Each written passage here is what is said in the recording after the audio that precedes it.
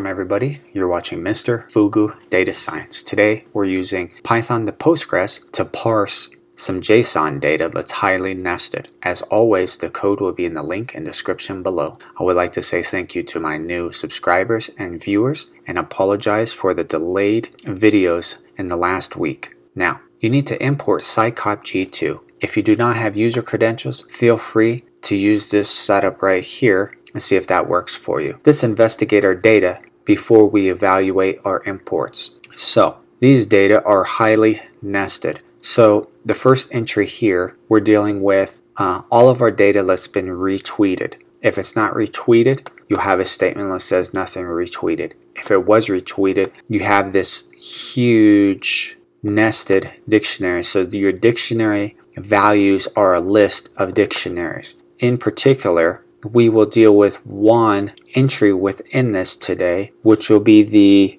entities, and you will see, okay, so we will deal with entities today, and if you notice, there's two sets of them. You'll notice that for the entities, the first one we have is a dictionary. Within that dictionary, you have more key value pairs, but what we're interested in here is this one right here. Let's extremely nested, where you have your entities, which is a key, your value is another dictionary, the value from that dictionary is a dictionary, and the value from that is a nested list. That's what we're going to concentrate on today because that's exceptionally nested. Now, what we shall do is import your psycopg2. You'll need the extras, the extensions, pandas. Can't remember if we use JSON, and then for me, I'm using my config file. Then, if you're using your config file, I set up my function that stores my key value pairs, which I'm calling in to create the connection, create a cursor that's allowing me to run my queries, and if I am sending or retrieving my data, auto commit equals true, since I'm interested in sending my data at once. Let's create our first function, which will call create staging table, which will take in my JSON input. So we need to do drop table if it exists, and we will call it nested tweets, where we will create an unlog table, same name, where we will now call in what we want to have inside of our table, which will be an ID, which will be not null and primary key, as well as what we're going to call the column, so it'll be called retweeted, and this will be JSON stored as binary. Okay, so we'll store that. So we'll call in our function and send this data off. Now to send this data off, we will do with, and then we'll call the connection cursor, and then we're going to alias that as cursor, and then send over our data.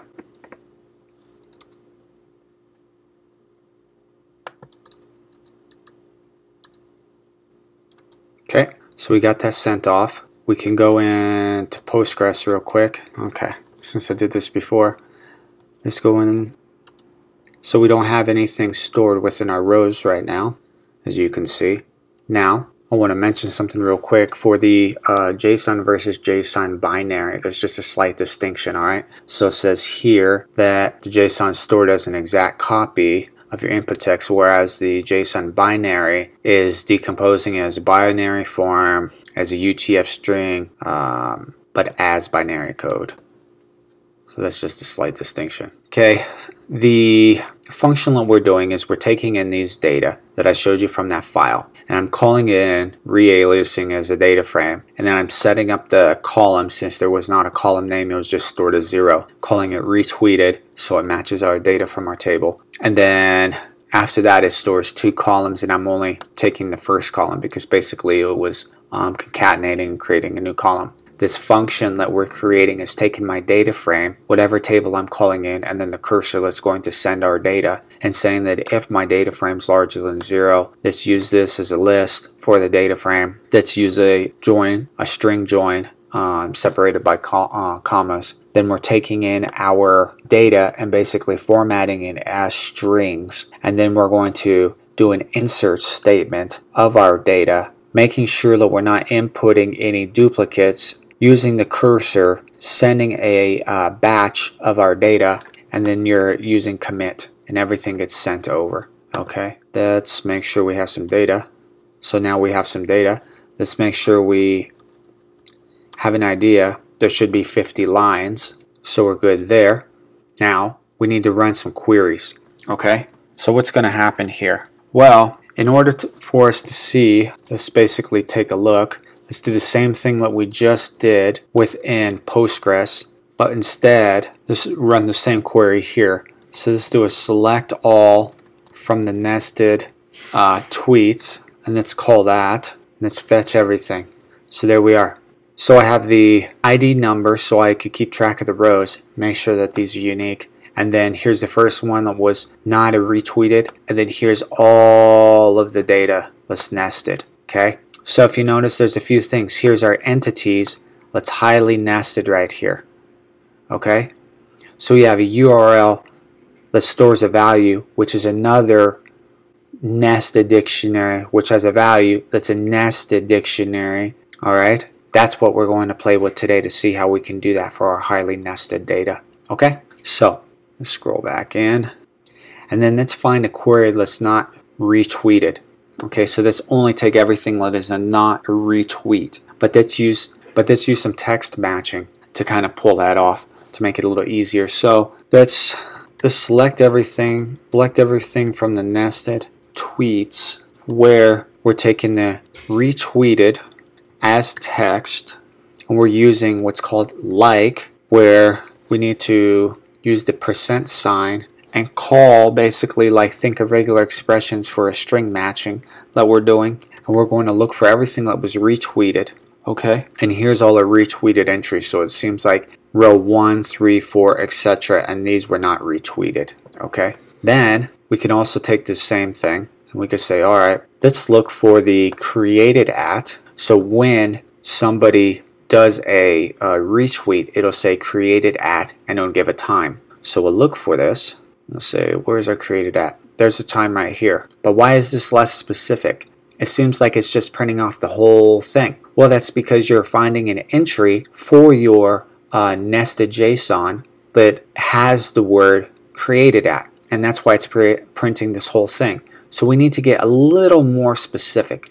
So in order to get a little more specific, we're going to use something, let's call it JSON array elements. All right, and this is really interesting because this JSON array elements is basically expanding on your JSON array and setting the values of your JSON here. Okay, so it's allowing you to actually call them and use them. Okay, so let's first get into this and say, let's select our JSON. So we'll take our JSON binary array elements, and inside of that we're going to call the retweeted, since that is what the data is starting with, for our outermost layer. And then we're going to look for the created at, and then we gotta call this as text, and I could alias this as whatever I want, and then we're going to call it from our nested tweets. Let me see something. Select everything. Okay, so what's this select statement? There, it should be correct. There we are. Now what we did is we took everything that was created at a particular time for a retweet, and anything that didn't have a retweet just returns a none. So that's what we wanted to do. So what's going on with this? These little arrows are allowing us to go deeper and deeper inside. There's also secondary ones that you can use. Oops. There's also secondary ones that you can use here. I don't know the distinction. I apologize, I'm new to this. So let's go on to our next one, where we need to go inside of our highly nested object. And this looks really intimidating and just crazy. So let's take this and let's go inside of it. But inside of that, let's take our URLs, and that doesn't work, right? Oh, okay. So let's go inside of that and now look at our URLs. So we say, okay, cool. So now we've been able to get into the entities, and we have to further access our nested URLs. So how are we going to do this? Well, let's go and look in one more line, and we will go even further into our nesting. So it looks like we're inside, but we still have the list of dictionaries that we need to take into consideration. But there's a problem here, okay? And let's find out what our problem is. Well, you get a bunch of null values. So you can't directly access this with just further arrows going one layer into the next. you have to do something a little bit different. All right? And that's where this gets really interesting. So we need to further take this one more level down, but do a little trick, which is going to be pretty cool. So let's scroll down and look at this. Inside of the URLs, you need to take this 0. So let's look at this. Let's take this out for a second and see what happens. So let's first go back. Here's what you got now. We're at the list. To go inside the list, I do the 0. To go inside and take what we need to go inside this URL once again. And now we have the data that we want. So since we are kind of blocked, we use this 0. It lets us to go inside of our list. Then to take the particular item that we want, we use the URL. From there, we can go even further and take multiple objects from here. So I wanted an expanded URL as well as the original URL.